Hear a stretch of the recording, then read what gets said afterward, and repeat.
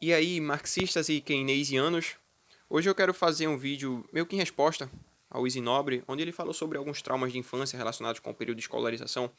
E agora eu vou falar muito mais de escolarização do que de educação, porque a gente tem que desassociar essas duas coisas.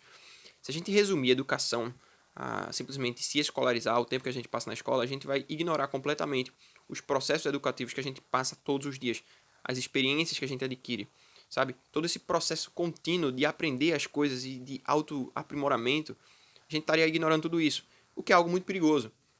Então a gente tem que fazer essa desassociação. E aí ele falou lá sobre como a escola tentou diversas vezes suprimir a capacidade criativa deles, né? Com a professora, inclusive, pegando um telescópio que ele fez quando era criança, estava muito feliz com aquilo ali, porque é algo que ele tinha criado, que ele tinha feito, algo que ele estava feliz por ter feito, e a professora simplesmente foi lá e pegou aquilo porque ele estava perturbando a ordem. E no vídeo dele, ele fala que muitas vezes as pessoas dizem que, ah, não, isso é só um fato isolado, isso é só um caso isolado. É justamente o contrário. Isso ocorre o tempo inteiro. E depois que eu me tornei libertário, eu comecei a refletir bastante sobre isso, das coisas que ocorreram comigo nessa questão. E eu percebi que isso ocorre não só com ele, não ocorreu só com ele, não ocorreu só comigo, ocorre com todas as pessoas que estão dentro da escola. Pelo menos na maioria do tempo. Há muitos professores bons que realmente não fazem isso, mas são os pontos fora da curva, porque no geral, como a legislação do MEC, né, regula como é que deve ser a ementa da escola, então isso prejudica como um bom professor pode dar sua aula. Ele não consegue extrair o máximo de potencial e não consegue incentivar a criatividade, inclusive. Então isso ocorre na maioria dos casos. Só que muitas vezes é tácito, é algo que está implícito ali, algo que está ocorrendo e que as pessoas não percebem. Inclusive a própria família não percebe que o seu filho está sendo colocado dentro de uma caixinha, as ideias dele estão sendo podadas.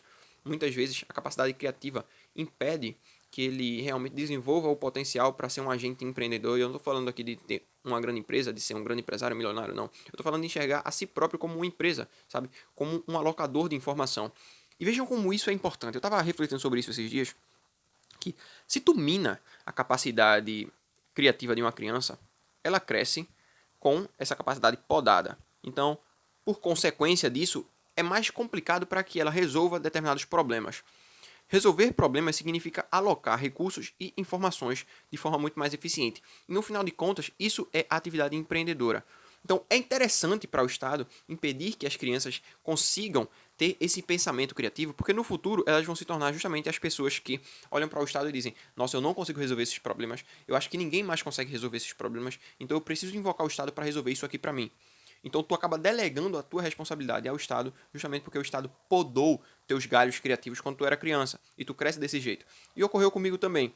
Até os meus 16 anos, sei lá, eu realmente era um cara que não estava muito afim de estudar as coisas, porque eu passei por um determinado processo de quando eu tinha ali na quinta série, mais ou menos até a sétima, e depois onde isso se intensificou, que foi basicamente eu não conseguia aprender algumas matérias, principalmente português.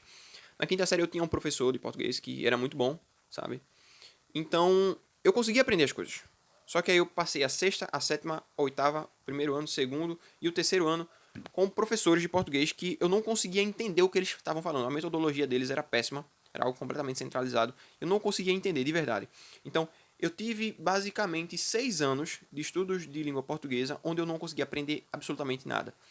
E aí, quando eu estava em 2015, eu pensei em prestar um concurso público. Notem que eu não era libertário ainda. E aí, eu fui fazer um cursinho e o professor que estava lá era justamente o professor que tinha me ensinado a quinta série. E, caramba, pasmem, eu consegui aprender as coisas que ele estava explicando lá. Porque a metodologia dele é muito boa, mas ele é um ponto fora da curva. É o cara que tenta se distanciar muito ali da ementa e ele acaba ensinando as coisas com muito mais facilidade. Eu lembro também que quando eu cheguei na quinta série, eu tirei minhas primeiras notas baixas. Bom, eu era um cara que sempre fui estimulado a estudar muito, porque meus pais sempre tiveram aquela ideia mediana de, olha, você precisa estudar para ser alguém na vida, só que eles sempre reduziram estudar a escolarização.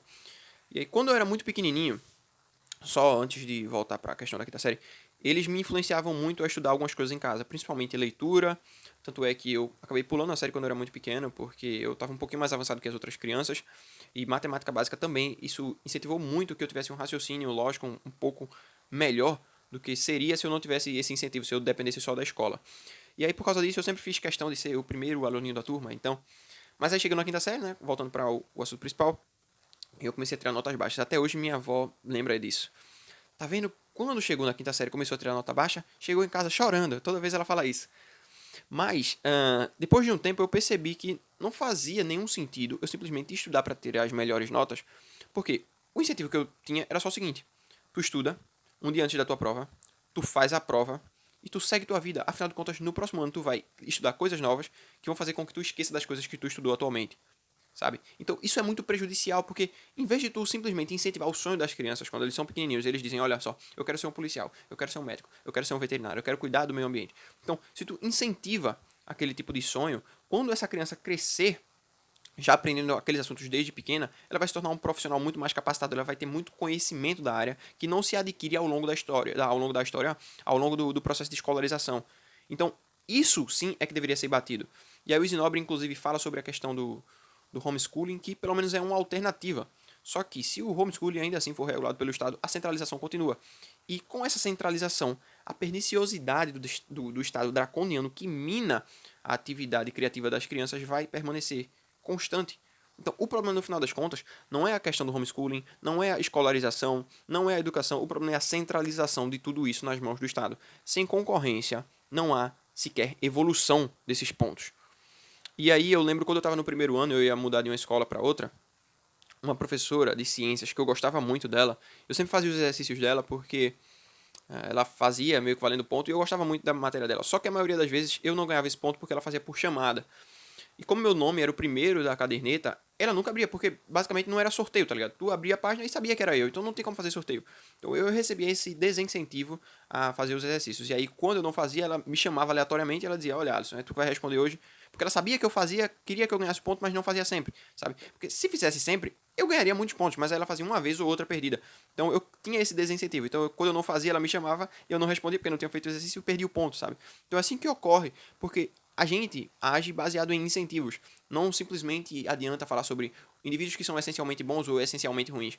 Se você não opera sobre os incentivos certos, sob os incentivos certos, para dizer corretamente, então as coisas não vão evoluir. A mesma coisa ocorre com o Estado. Se o Estado não opera sob os incentivos certos, que ele não possui para agir, então ele vai continuar se deteriorando a qualidade da educação. Isso vai ocorrer o tempo inteiro.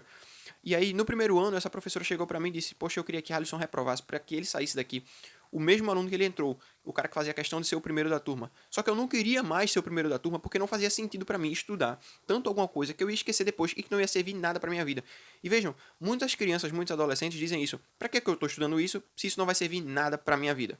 Eles enxergam que as outras pessoas estudaram tudo isso e não serve para nada na vida delas. Então, intuitivamente, elas chegam a essas conclusões. Naturalmente. A gente não precisa nem bater na cabeça, olha só, isso aqui não vai servir nada para tua vida. Ela própria percebe isso, sabe? A não ser das questões que são mais específicas. Por exemplo, a pessoa quer ser engenheiro. Poxa, ela vai gostar de matemática. A tendência é que ela goste de matemática. A pessoa quer ser bióloga. Vai ter uma tendência ali para que ela goste de ciências, para que ela estude biologia com um pouco mais de gosto dentro da escola. Fora esses casos, a maioria é só desperdício de tempo. Para que eu vou estudar química, velho? Eu gosto muito de economia. Se eu tivesse estudado economia desde pequeno, isso seria excelente. Só que naquela época eu não gostava de economia, então esse exemplo é meio falho. Mas eu acho que vocês conseguiram entender onde é que eu quero chegar. E aí depois eu fui pro segundo ano, terceiro ano. Nesse tempo eu já não queria mais nada não. Eu só queria fazer as provas e passar. E não queria ser reprovado. Nunca reprovei. Já fiz muita recuperação, mas nunca reprovei. E eu passava basicamente em muitas cadeiras filando mesmo, tá ligado? Português, por exemplo, passava me arrastando. Não aprendi nada. Passei 6 anos da minha vida sem aprender absolutamente, completamente nada de português. E aí eu lembro que eu tive um professor de geografia chamado Kennedy. Se um dia esse canal bombar e Kennedy ver esse vídeo, saiba que eu agradeço muito, porque ele foi um dos únicos professores que realmente me incentivaram a minha criatividade. Ele ensinou em duas escolas que eu estudei. Uma que foi até o primeiro ano e depois outra que foi o segundo e o terceiro ano. Eu lembro que na oitava série teve um trabalho que, caramba, eu lembro até hoje. Eu não gostava de fazer slides, nem preparar o trabalho, nem nada. Eu só pegava o piloto e começava a falar lá pra parecer que eu sabia das coisas, né? Fica muito mais verossímil quando você pega o piloto e começa a falar das coisas, sabe? Todo mundo diz, poxa, esse cara realmente estudou, esse cara tá querendo dar uma aula. E aí, outro dia, eu fui na escola de manhã, eu estudava tarde, e o pessoal chegou pra mim, poxa, tu que é Alisson da oitava série da tarde, né? Eu falei, sou. Eles disseram, poxa, Kennedy fala muito de tu, porque tu sempre pega o piloto pra apresentar o trabalho, sabe? Isso é interessante porque os outros alunos não fazem. Então, aquilo me incentivou muito.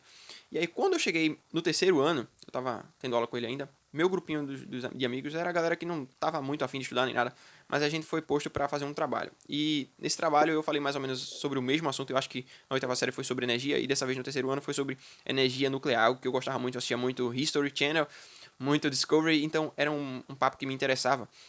Eu comecei a fazer o trabalho, eu simplesmente peguei o piloto e comecei a escrever os anos em que tiveram os principais eventos históricos relacionados à radiação e à utilização de energia nuclear. E eu lembro dos meus colegas cochichando, nossa, esse cara estudou muito para falar sobre isso. Mentira, velho. Mentira, eu tava só usando uma retórica ali muito inteligente, mas eu tinha estudado só antes de ir pra escola, velho. Me acordei 1 hora mais cedo, imprimi um papelzinho, decorei tudinho, cheguei lá e falei de um monte de coisa que tava relacionado com o que eu assistia no History e no Discovery. Simplesmente. E aí chegou o coordenador depois a coordenadora, na verdade, pra nos parabenizar por termos feito o melhor trabalho que o professor já tinha visto, sabe? O melhor trabalho da escola. E, cara, eu fiquei muito feliz com aquilo ali, muito feliz mesmo, porque era um assunto que me interessava, era algo que me interessava na época. Hoje em dia eu não me interesso mais, acabei mudando completamente o meu escopo de estudos, mas notem como se esses pequenos professores, ou se o meu incentivo quando eu era criança não tivessem existido, depois que eu tivesse me tornado libertário, muito provavelmente não teria florescido a vontade de estudar novamente. Então isso é muito prejudicial. Eu entendo completamente o que ocorreu com o Easy Nobre. Depois que eu me tornei libertário de uns anos pra cá, eu comecei a refletir muito sobre isso e eu entendo completamente pelo que ele passou. Afinal de contas, eu também tive muitos anos perdidos, eu não tive nenhum trauma realmente que eu me lembre e que é algo que me marcou pro resto da vida, mas eu tenho sim um déficit em muitas matérias que seriam muito mais interessantes se eu tivesse estudado em casa ou se eu tivesse simplesmente visto o vídeo no YouTube, mas eu acabei me tornando uma pessoa completamente travada porque a metodologia é extremamente ruim de diversos professores, porque ela é centralizada, sabe? O cara te ensina uma coisa que aparentemente é importante, feito português, sabe? É importante tu saber se expressar, tu saber escrever. E aí a metodologia do professor é tão ruim, a centralização torna isso tão ruim que tu acredita que aquilo ruim é a própria matéria e tu perde a vontade de estudar. Isso ocorre muito com filosofia. E aí depois quando tu começa a estudar filosofia, tu diz, poxa, isso aqui é que é filosofia de verdade, sabe? Então, velho, é isso que eu tenho pra falar hoje. Deixem o seu like, se inscrevam no canal. Confiram os links na descrição, tem diversos links direcionados pra Amazon. Que vocês comprando através desses links, vocês ajudam o canal e vocês podem patrocinar o canal também através do apoia que tá aí embaixo. Beleza? Valeu, falou e fui.